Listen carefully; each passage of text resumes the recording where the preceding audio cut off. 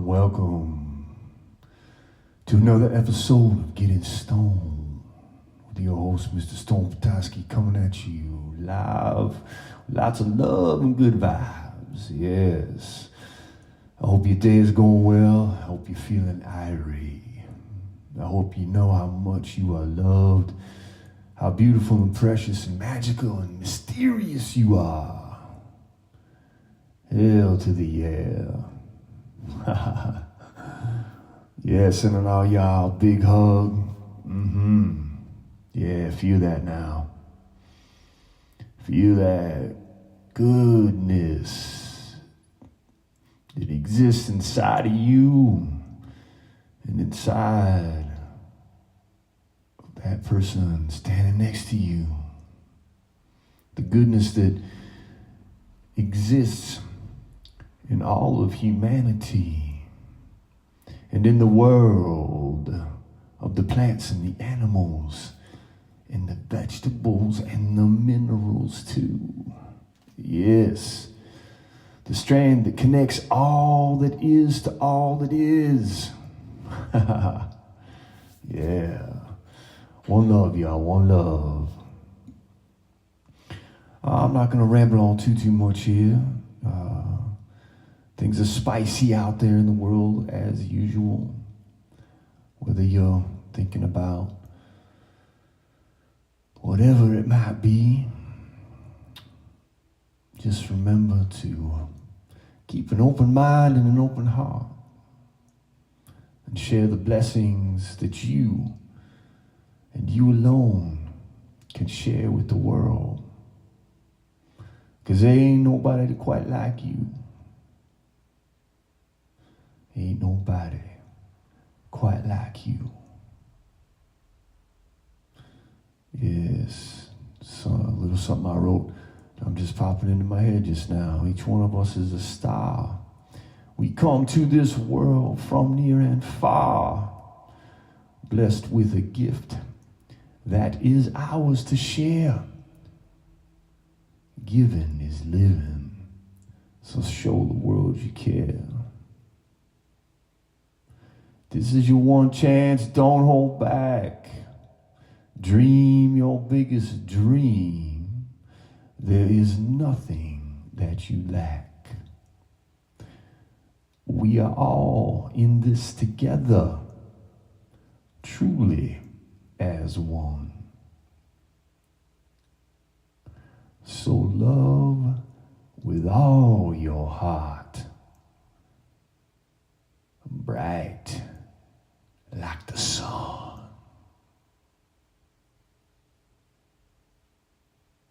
Ha.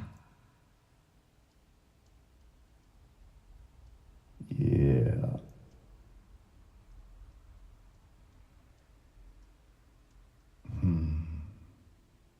All right, let's jump on into a little bit of one of my favorite humans. The God's own man himself, Mr. Hunter S. Thompson. Indeed, indeed. Yeah, this is a short little piece real early on for him. In fact, I think he might have even wrote this when he was like, I don't think he was even out of his teens, maybe. Really young. Anyways, this is a short little essay that he wrote titled Security. He wrote this in 1955. Yeah. All right, here we go. Little Hunter S. Thompson. Security. What does this word mean in relation to life as we know it today? For the most part, it means safety and freedom from worry. It is said to be the end that all men strive for. But is security a utopian goal, or is it another word for rut? Let us visualize the secure man And by this term, I mean a man who has settled for financial and personal security for his goal in life. In general, he is a man who has pushed ambition and initiative aside and settled down, so to speak, in a boring but safe and comfortable rut for the rest of their life. His future is but an extension of his present, and he accepts it as such with a complacent shrug of his shoulders. His ideas and ideals are those of society in general, and he is accepted as a respectable but average and prosaic man. But is he a man? Has he any self-respect or pride in himself? How could he, when he has risked nothing and gained nothing?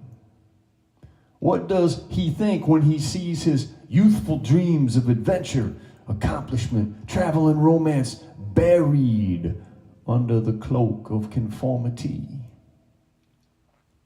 How does he feel when he realizes that he has barely tasted the meal of life?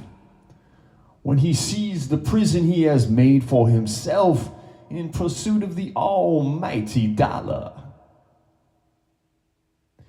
If he thinks this is all well and good, fine. But think of the tragedy of a man who has sacrificed his freedom on the altar of security and wishes he could turn back the hands of freedom on the altar of security and wishes he could turn back the hands of time. A man is to be pitied who lacked the courage to accept the challenge of freedom and depart from the cushion of security and see life as it is instead of living it secondhand.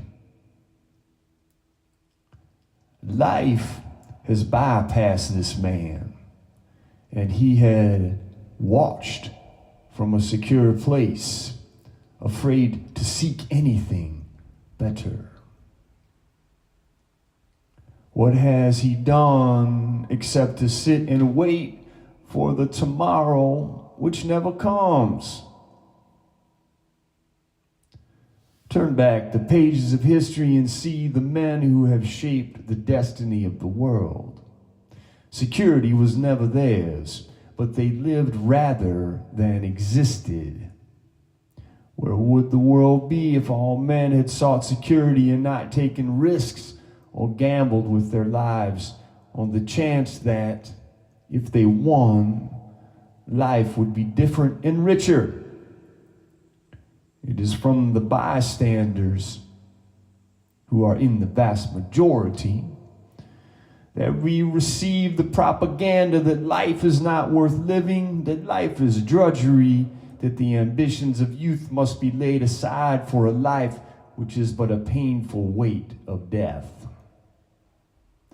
These are the ones who squeeze what excitement they can from life out of the imaginations and experiences of others through books and movies. These are the insignificant and forgotten men who preach conformity because it is all they know. These are the men who dream at night of what could have been, but who wake at dawn to take their places at the now familiar rut and to merely exist through another day. For them, the romance of life is long dead, and they are forced to go through the years on a treadmill, cursing their existence, yet afraid to die because of the unknown which faces them after death. They lacked the true and only courage, the kind which enables men to face the unknown regardless of the consequences.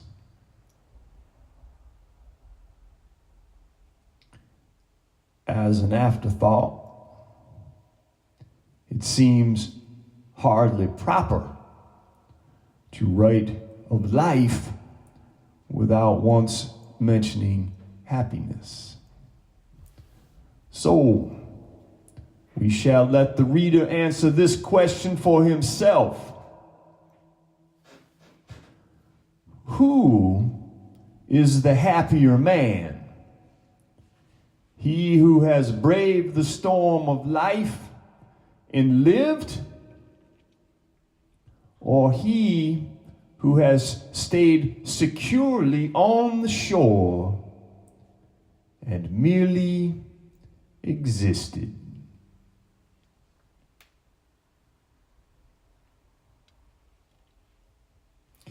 Hunter S. Thompson, y'all. That brother ain't playing. Yeah, so you, dear listener, which one of those do you think is the happier man? Ha! Yes. We're going to take a pause here. We're just going to remember to fall in love with ourselves, to believe in ourselves, to trust in ourselves. Yes, you are and have always been and will always be lovable. Yes, that's a fact, y'all. You were made by love. No matter what stories you're telling yourself, when it's all said and done, we are all made from love. Ha! All right, I'm going to read a couple poems by another one of my favorite brothers. This would be Mr. Jim Morrison. He also happened to be the lead singer of a pretty damn good rock and roll band called The Doors. I can't imagine anybody listening hasn't heard of them or Jim, but yeah, if not, and you happen to be listening, you must immediately go listen to The Doors. All right, so here's a poem. Jim kind of wrote, man. He was kind of a pretty creative cat, right? So this is a poem of his called Awake. Shake dreams from your hair, my pretty child, my sweet one. Choose the day and choose the sign of your day. The day's divinity, first thing you see.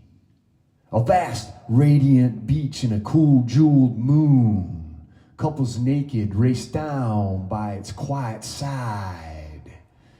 And we laugh like soft, mad children, smug in the woolly cotton brains of infancy. The music and voices are all around us. Choose, they croon, the ancient ones. The time has come. Choose now, they croon, beneath the moon, beside an ancient lake. Enter again the sweet forest, into the hot dream. Come with us. Everything is broken up and dances.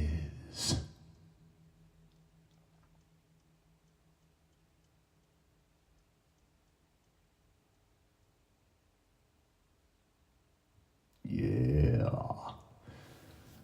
Like all poetry, Jim's poems are certainly fun to read. Let's do another one, y'all. This one is titled Power. I can make the earth stop in its tracks. I made the blue cars go away. I can make myself invisible or small. I can become gigantic and reach the farthest things. I can change the course of nature.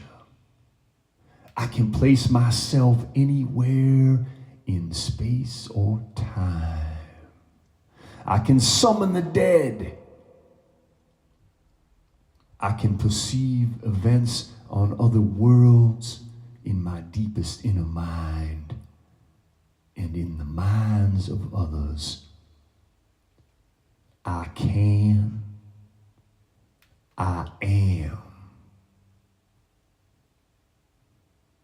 People need connectors, writers, heroes, stars, leaders to give life form. A child's sand boat facing the sun. Plastic soldiers in the miniature dirt war. Forts, garage rocket ships. Ceremonies, theater, dances to reassert tribal needs and memories. A call to worship. Uniting above all, a reversion, a longing for family and the safety magic of childhood. The grand highway is crowded with lovers and searchers and leavers, so eager to please and forget wilderness. Now is blessed, the rest remembered.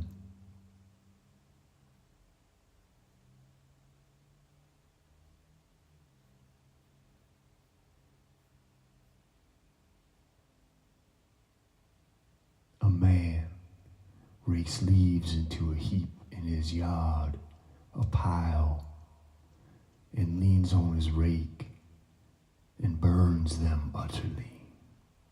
The fragrance fills the forest. Children pause and heed the smell, which will become nostalgia in several years. Sirens, water, rain, and thunder. Jet from the base, hot searing insect cry. The frogs and crickets, doors open and close.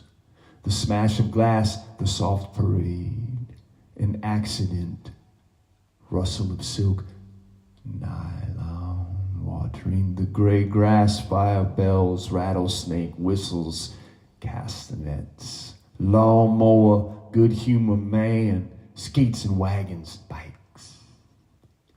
Where'd you learn about Satan? Out of a book? Love? Out of a box? Night of sin, the fall, first the feeling of having done the same act in time before. Oh, no, not again.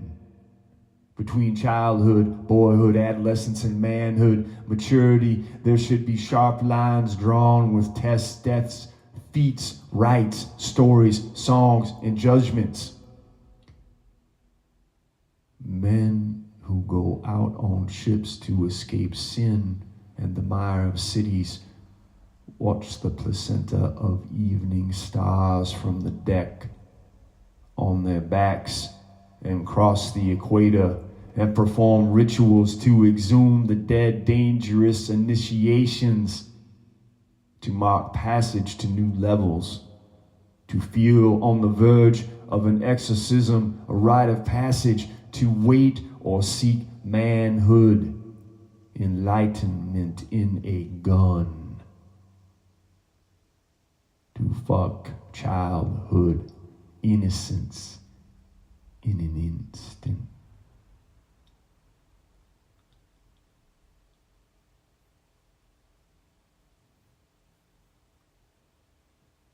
Whoo boy. I don't even know where that went, man. That was just like poetry from a surrealist Headspace, brother. Jim, man. That dude, how much fun, just plain and simple fun would it have been to hang out with that brother.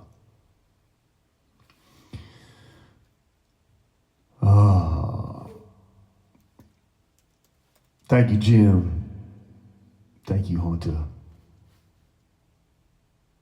Yes. So good.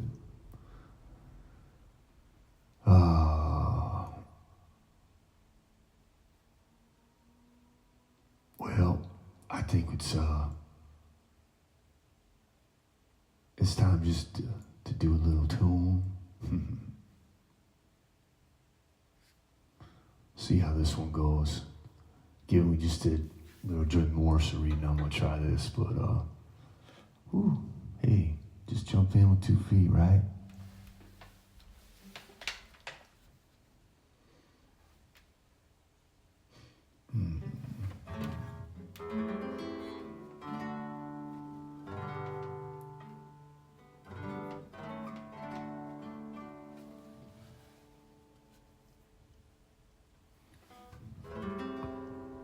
You know that it would be untrue. You know that I would be a liar if I was to say to you, girl, it couldn't get much higher. Come on, baby, light my fire. Come on, baby, light my fire. Try to set the night on fire.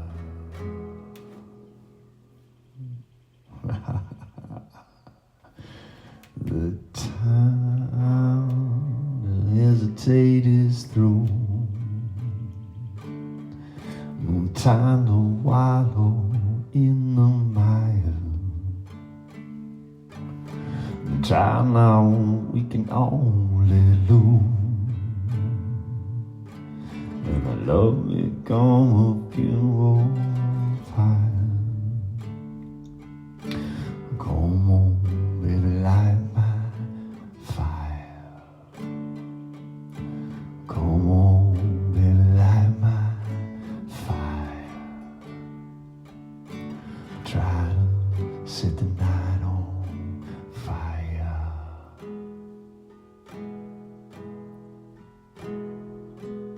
The time hesitate is through. No time to wallow in the mire. Try now, you can only lose. And our love become a funeral pyre. Come on, baby, light my fire. Come on, baby, light my fire. Try to set the night on fire, yeah. You know I'll be untrue. You know I will be a liar if I was to say to you, girl, it couldn't get much higher. Come on, baby, light my fire. Come on, baby, light my fire. Try to set the night on fire. Yeah. Come on, baby, light my fire. Come on, baby, light my fire. Try to set the night on